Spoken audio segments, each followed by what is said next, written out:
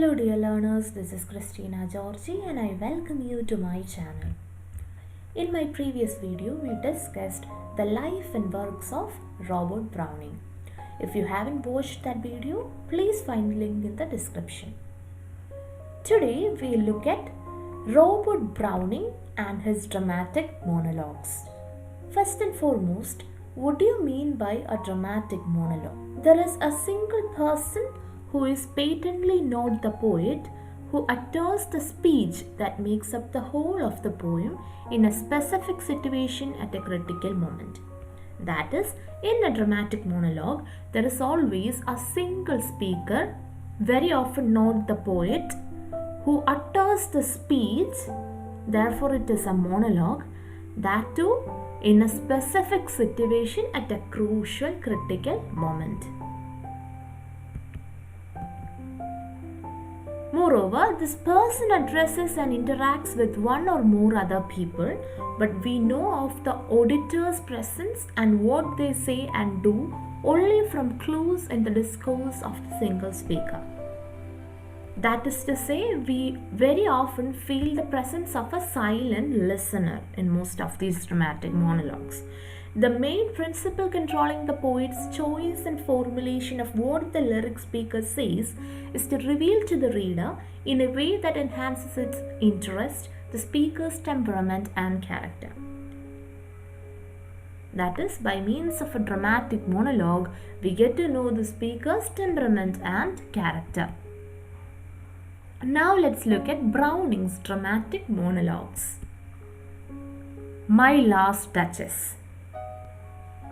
It is a poem by Browning, frequently anthologized as an example of the dramatic monologue. It first appeared in 1842 in Browning's Dramatic Lyrics. The poem is composed in 28 rhyming couplets of iambic pentameter. The speaker is Alfonso, Duke of Ferrara, and the mute listener is the emissary of the family of his prospective new wife. My Last Dutchess is all about power, the political and social power wielded by the speaker, that is the Duke, and his attempt to control the domestic sphere, that is his marriage. Now, moving on to Porphyria's Lover. Porphyria's Lover is Browning's first ever short dramatic monologue and also the first of his poems to examine abnormal psychology. This was first published as Porphyria in the Jan 36 issue of Monthly Repository. Browning later republished it in Dramatic Lyrics, paired with Joanna's Agricola in Meditation under the title Madhouse Elves. So here the speaker is the lover and the mute listener is Porphyria. The speaker lives in a cottage in the countryside. His lover, a blooming young woman named Porphyria, comes in out of a storm and proceeds to make a fire and bring cheer to the cottage. Later we find that this lover strangles Porphyria to death. Moving on to the next poem, Andrea Del Sarto. Also known as the Faultless Painter, Andrea Del Sarto is a poem by Browning, published in his 1855 poetry collection Men and Women. It is a dramatic monologue about the Italian painter Andrea Del Sarto.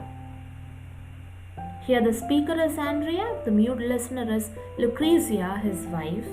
Now moving on to Fra Lippo Lippi. It is an 1855 dramatic monologue written by Browning, which first appeared in his collection Men and Women. Throughout this poem, Browning depicts a 15th century real-life painter, Filippo Lippi. The poem asks the question whether art should be true to life or an idealized image of life. The poem is written in blank verse, non-rhyming iambic pentameter. Here the speaker is Fra Lippo Lippi, the mute listener is the watchman. The poem is all about the conflict between art and religion. Moving on to the next poem, Tomb at St. Praxed Church.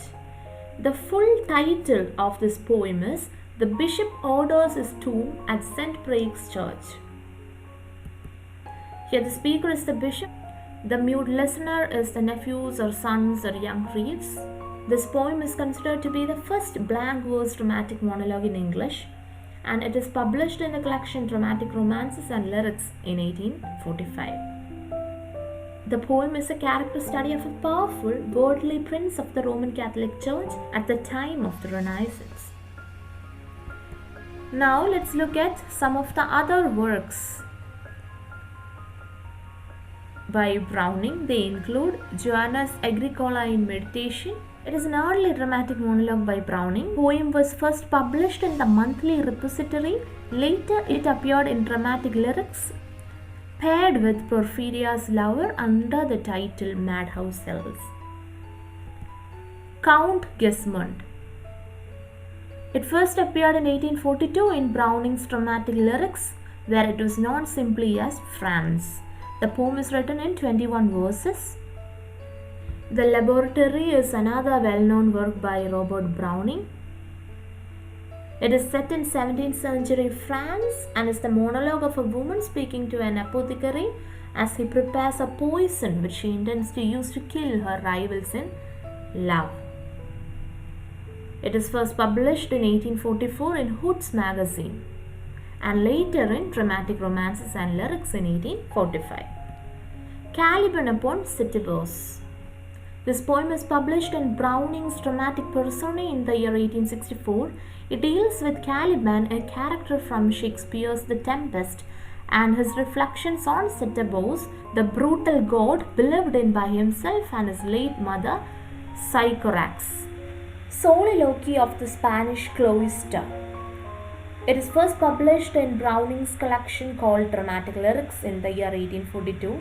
It is written in the voice of an unnamed Spanish monk. The poem consists of 9 8-line stanzas and is written in trochaic tetrameter. So that's all for this video. We'll meet again soon with interesting, useful content. So till then, take care and thanks for watching.